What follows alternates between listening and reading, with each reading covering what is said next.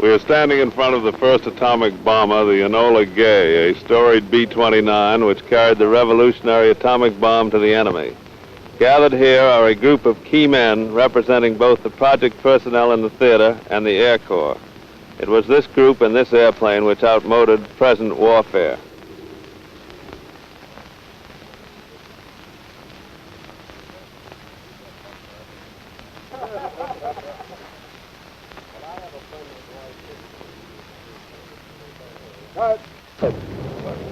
Take it out. This is Brigadier General Thomas F. Farrell of Albany, New York, theater commander of the atomic bomb project. Will you tell us something of the atomic bomb project, General Farrell? I know I speak for every man and woman of the huge throng who worked so long and so faithfully on this great, fantastic Fairyland project, which has had such a tremendous impact on the war against Japan. So much credit is due to so many that it would be difficult to properly apportion that credit. We have, however, a sense of great moral responsibility because this great power has been given to us, and we should be ever humble and grateful that it was given to us rather than to our enemies. And all of us who have had a part in its development and in carrying out its use should dedicate our strength, our wealth, our brains, and even our very lives to see that it is always used for good and never for evil.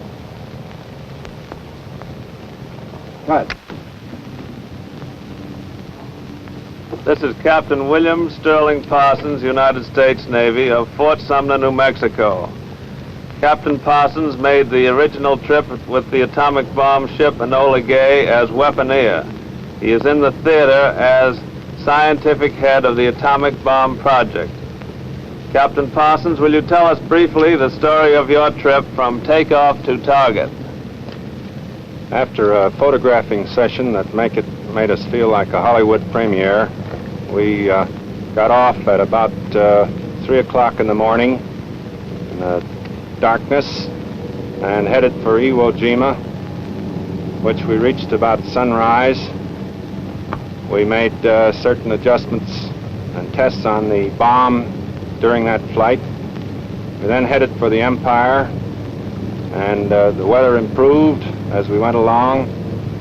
We felt that it was our lucky day, and we knew it was as we made the final approach toward Hiroshima, which the navigator hit right on the button. The bombardier took over, identified the target, and everything went with perfection not approached in the rehearsals. The bomb was finally released exactly at the designated hour, and the explosion occurred as planned.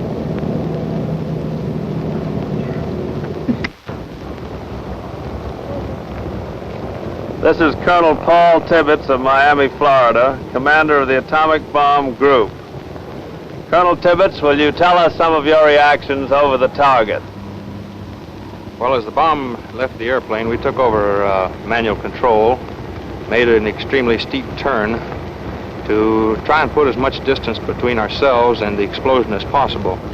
After we felt the explosion hit the airplane, that is the concussion waves, we knew that the bomb had exploded, everything was a success, so we turned around to take a look at it. The sight that greeted our eyes was quite beyond what we had expected, because we saw this cloud of boiling dust and debris below us with this tremendous mushroom on top. Beneath that was hidden the ruins of the city of Hiroshima.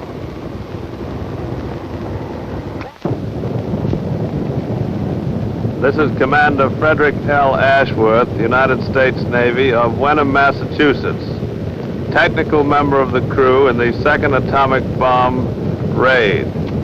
Commander Ashworth, give us some of your experiences over the target of Nagasaki. There was a tremendous suspense and tension as we approached the target, because we had just failed to be able to bomb our primary target. We made our tests as we proceeded into the dropping point. I knew that everything was functioning perfectly. At that time, the bombardier took over. He did an excellent job, for as soon as the bomb was released, there was considerable relief, and I knew when I saw the flash of the explosion that the second atomic bomb had been successfully delivered to the enemy.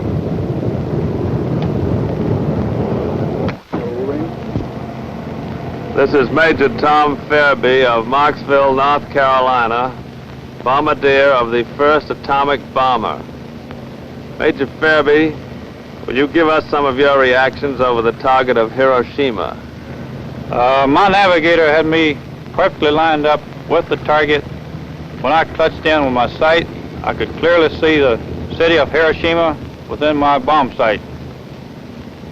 Then I clutched in and took the run, and I felt the bump of the airplane.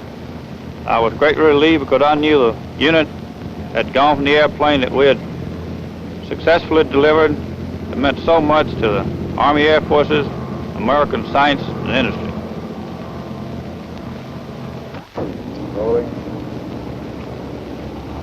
This is Major Charles W. Sweeney of Quincy, Massachusetts, pilot of the great Artiste, the second B-29 to drop an atomic bomb on the Empire.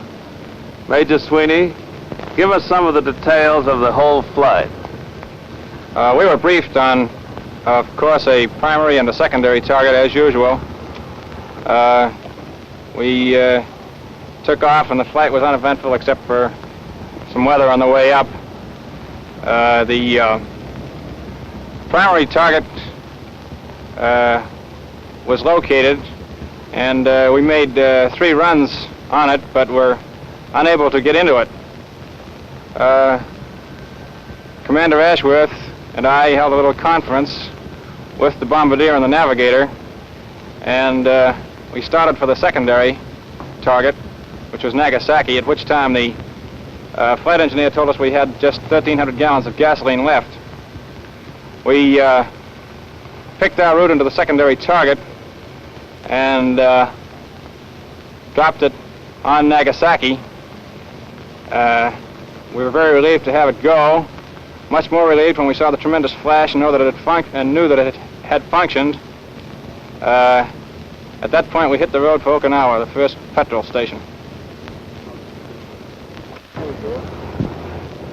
This is Captain Kermit K. Behan of Houston, Texas, bombardier of the great Artiste. Captain Behan, what was your most outstanding experience on this historic flight? I suppose it was when the clouds opened up over the target at Nagasaki. The target was there pretty as a picture. I made the run, let the bomb go. That was my greatest thrill. This is Captain Theodore J. Van Kirk of Northumberland, Pennsylvania, Colonel Tibbetts' navigator. Captain Van Kirk, what was your feeling when you made your first landfall on the Empire? Well, I knew when we hit the coast of Japan that we were well on our way to completing a successful mission, and that the new bomb we carried would be a great help in shortening the war. Okay.